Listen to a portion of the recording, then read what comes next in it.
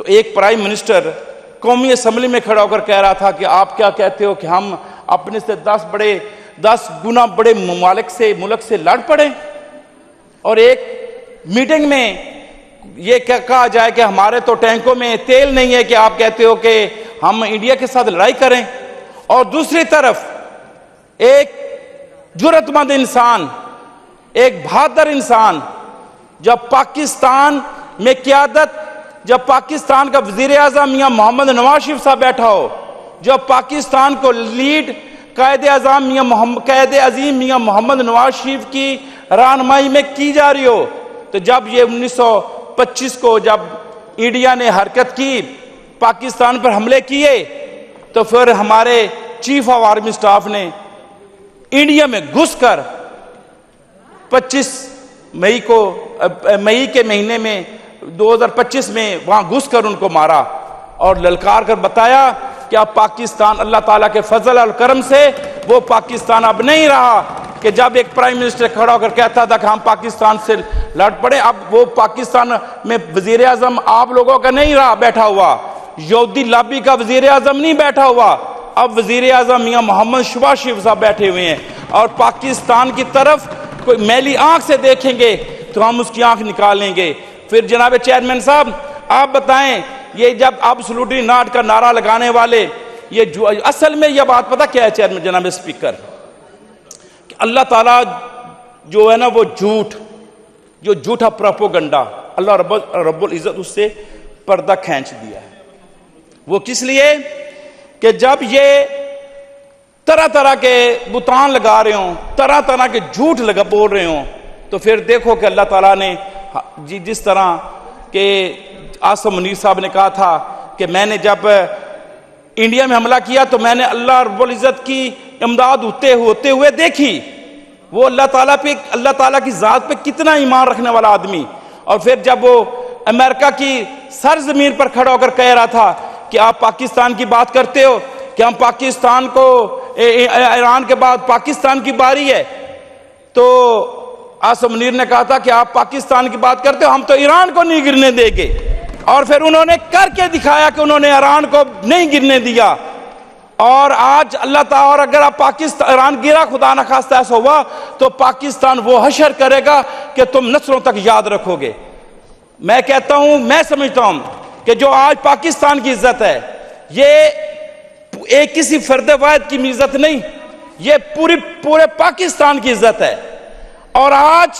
وہ قوم جو پاکستان میں بیٹھی ہوئی ہو، جس کو یا اسرائیل کو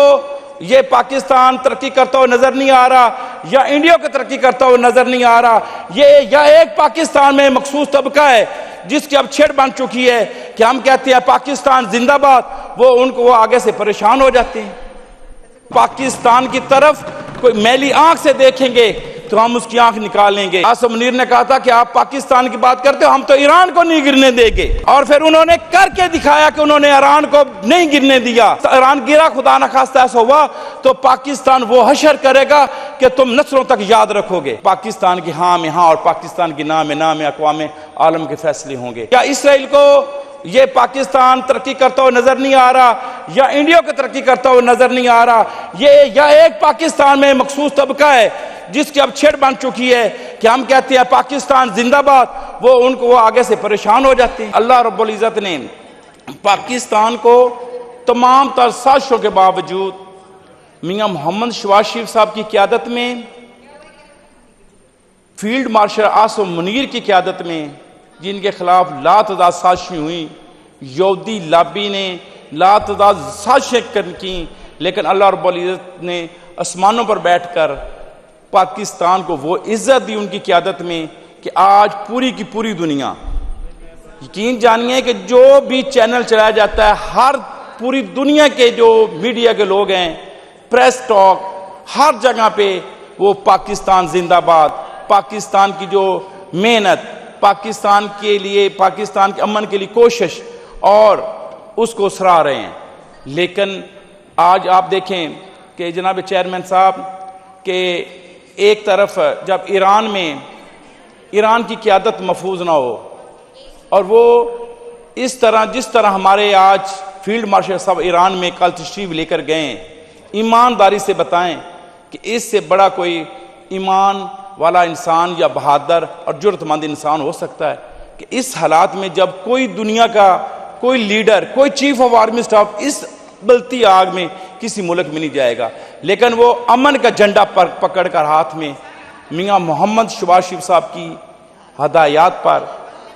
وہاں تشریف لے گئے، اور ایک طرف میاں محمد شہباز شریف صاحب سعودی عرب میں بیٹھ کر اس پاکستان کی سالمیت کے لیے ایران اور